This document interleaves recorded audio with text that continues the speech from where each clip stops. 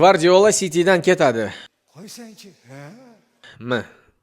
Abduqodir Husanovning ustozi Manchester City bosh murabbiyi Josep Guardiola mavsum nihoyasida City'ni tark etishi mumkin. Madridning Real klubidan Chempionlar Ligasining 1/16 finali doirasida yeb qo'ygan Josep Guardiola City'ni tark etishi mumkin. Italiyalik futbol nashriyotlari Barselonaning afsonasi Cesc Fabregasni Manchesterlik jamoaning keyingi ustozi qilib ko'rsatishmoqda.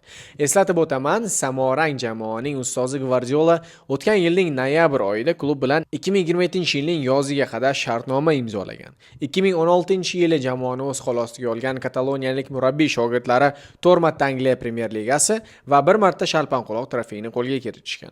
Umumiy hisobda City bilan 18 ta trofeyni qo'lga kiritgan murabbiy oldida murakkab tanlov turibdi.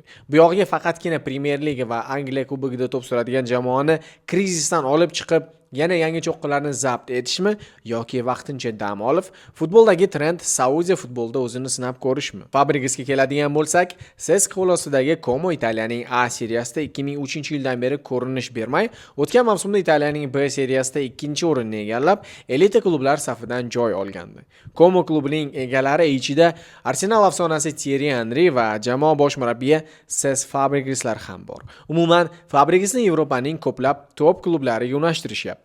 Italiyaning o'zida Inter va Milan, Ispaniyada tushunib turganingizdek Barselona. Siz qanday fikrdasiz? Guardiola mana salkam 10 yildan beri City ustozi bo'lib kelyapti. Mumkin hordiq chiqarish payti kelgandir. Pepni qaysi jamoa bosh murabbiyi sifatida ko'rishni xohlardingiz? Fikrlarni albatta kommentariyalarda yozib qoldiring.